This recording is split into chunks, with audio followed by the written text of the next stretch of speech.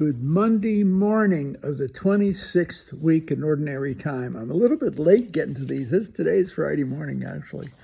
I usually do these on Wednesday and Thursday. Oh, I got careless, negligent. This whole week, the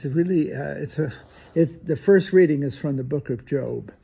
And that's it's a late writing in the Old Testament, right around, I believe, I'm not a scholar, not a scripture scholar, about the 1st century BC, if not right at the time of Christ or immediately thereafter. And Job is really probing the meaning of life itself, given the existence of a personal, not only creator, but a providential deity. How come such horrible things happen to good people?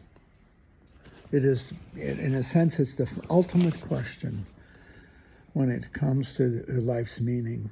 And if you're a religious person, as Job is Jewish, and you believe not only in a creator deity, but in a providential deity, a God who's engaged with us in our lives, and also in the modes of history, the moments of history, Judaism, see? God guiding his people out of slavery, do you see, out of Egypt. See? Then why is it that the good and the innocent suffer so much? It's the great scandal of the 20th century. It's no minor matter. It's easy if you can work the equation and say, in a sense, I'm going to sound like the neighborhood, they had it coming. Yeah, a 5-year-old has it coming when he's gas in a gas chamber. Well, somebody must have sinned, and why is he being punished by God? You see? You know, I talked to a Jewish man. He was a survivor. As I remember, this is quite a few years ago. He's a philosopher. And I asked him about his beliefs in God. And he says, how can you believe after the Holocaust? See, it was a powerful line. And that is the book of Job. Job doesn't give us an answer. It's a tormenting essay. It's one of the greatest pieces of literature probably ever written. It's a phenomenal piece of literature. And it's a troubling, penetrating one because it deals with the suffering of the innocent. Job is innocent. His friends are going to say, you did something wrong, but they're going to come up with the classic reasons. He said, no, I'm clean. I didn't do anything. I didn't do nothing. No, he didn't say it that way. He's innocent. And God recognizes him as innocent.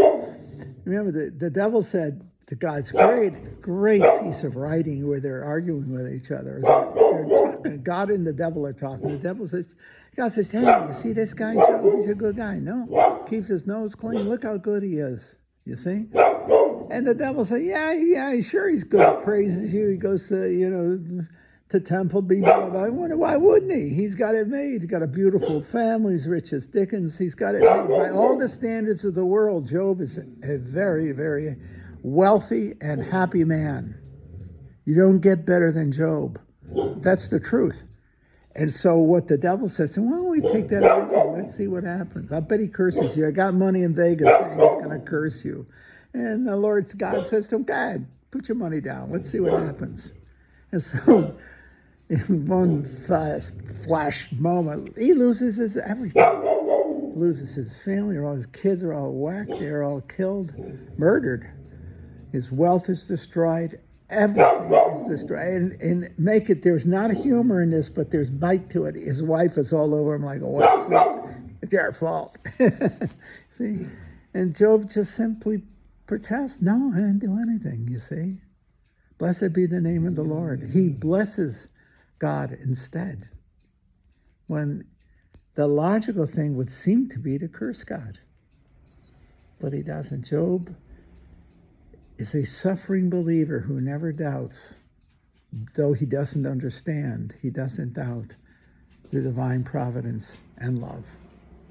Blessed be the name of the Lord. See, blessed be God. See, you'll see it in the text. I mean, and he got his brains knocked out. And here's the thing that's so important to realize in the book of Job. There is no belief in the afterlife. If it is, I don't know what it is. Okay, maybe I'm wrong on that, but I don't think so. See, the strong, although toward the time of Christ, it was getting more prevalent in the Jewish community that there was an afterlife. You see, if there's an afterlife, then there is a possibility and high probability, given a loving God, that there's justice, that the good will be rewarded and the bad will be punished. That simple equation. But if you don't have it, I don't know the book of Job well enough to say whether he has any belief in an afterlife, but I don't think he does, because he gets everything, in a sense, back in this life at the very end. He gets a big family, etc.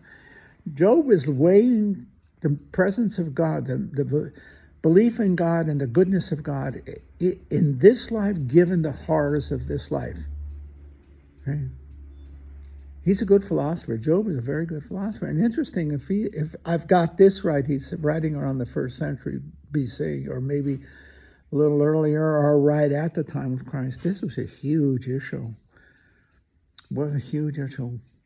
The problem, philosophically, it's a cliche, the problem of evil. I put it differently. Namely, the problem of evil, the suffering of the innocent. See, well, you cannot lay it off on guilt. What's their guilt to? How is a 5-year-old who was killed? How is that child guilty of anything? And they were slaughtered. They still are. Think of the unborn. Just plain taking it seriously. The suffering of the world can't be measured simply as having been deserved. That just won't hold up.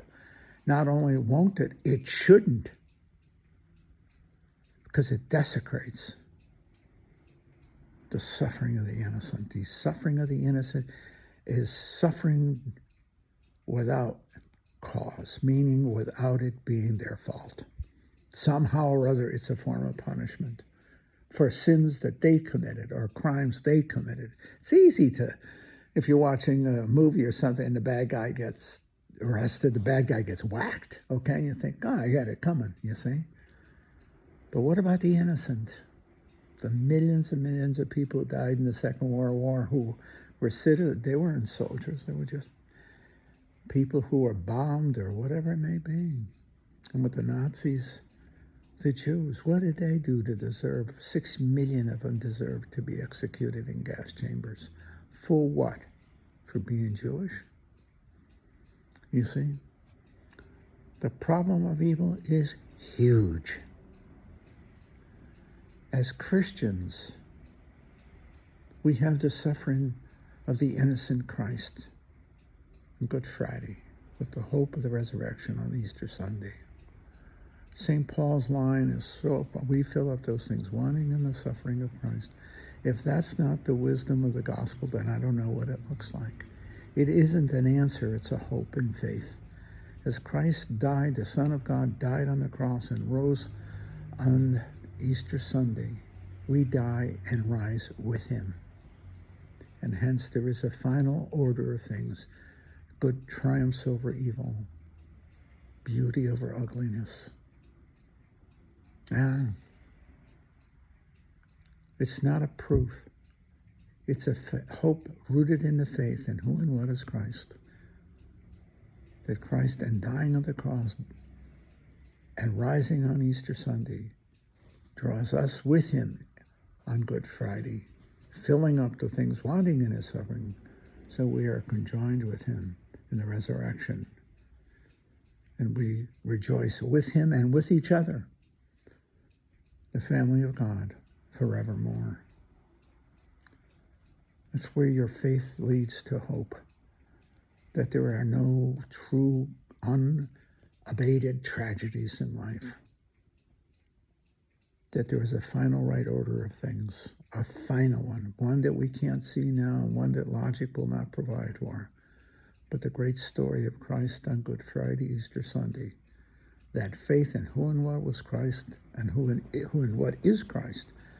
What did he do? What is he doing now? And how we will join him forevermore in his death and his resurrection. You see?